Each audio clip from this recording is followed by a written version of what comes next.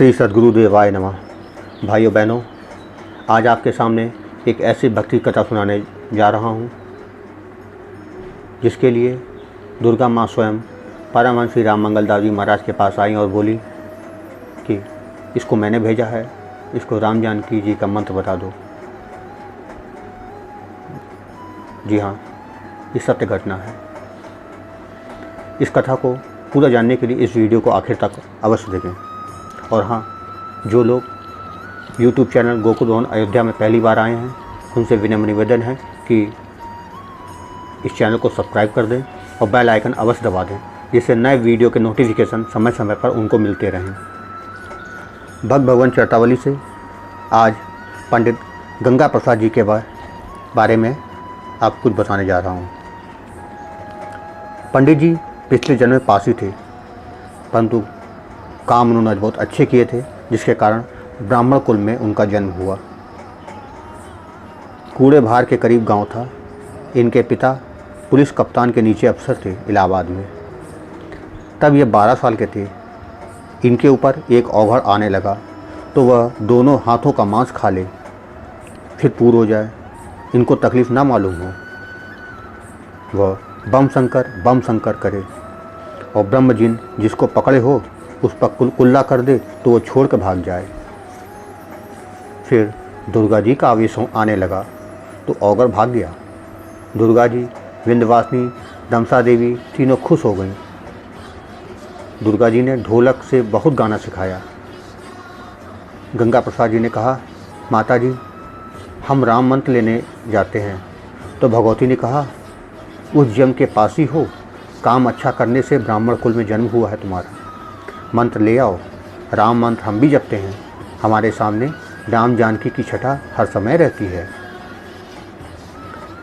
गंगा प्रसाद अवध आए और परमहंस श्री राम मंगलदास जी महाराज से कहा, हम माता से पूछकर मंत्र लेने आए हैं। मंगलवार की शाम को आए थे। महाराज जी ने समझा कि अपनी माता को कहता है। सुबह बुधवार को 8 बजे इसी जगह बैठे रहे तो मन में विचार आया कि कल गुरुवार है और एकादशी है, तो कल बताना ठीक रहेगा। बस इसी जगह दुर्गा माँ प्रकट हो गई। लाल वस्त्र धारण किए थी, 10 भुजा, 10 में अस्त्र शस्त्र लिए थी। शरीर बहुत गोरा था। मुकुट में ऐसे नग जड़े थे जो प्रकाश होते थे। आंखें चौंधिया जाएं, दोनों नेत्र खुले थे, पलक नहीं पड़ती थी। पैर जमीन से एक बीता ऊपर थे। शरीर महकता था।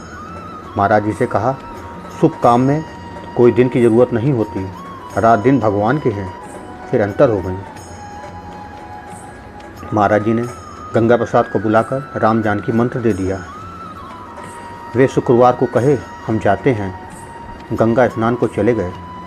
रास्ते में एक बाग पड़ी। 12 बजे रात में बाग में बैठ गए। घोर अंधेरा था। दुर्गा जी वहीं प्रकट हो गई और उनसे कहा, भजन बहुत करते हो तुम, दर्शन करोगे? तो जैसे हमारे खुशी के उनकी आंखों से आंसू आ गए। बोले, हाँ माँ। तो माँ ने दाहिना हाथ उठाया और पूरा तरफ कर दिया। वहाँ पर राम जानकी जी प्रकट हो गई। 15 मिनट खूब दर्शन किए, खूब दर्शन किया। फिर अंतर ध्यान हो गई। भगवती ने कहा, तुमको 14 वर्ष और रखूँगी, शादी करने नहीं दूँगी। गंगा प्रसाद गंगा में नहाकर फिर आए। उन्होंने महाराज जी को सारा हाल बताया। जब तिवारा आए तो शाम को आरती का समय था। आधा घंटा बाकी था। कुछ लोग भगवान के मंदिर के समीप बैठे थे। महाराज जी भी थे।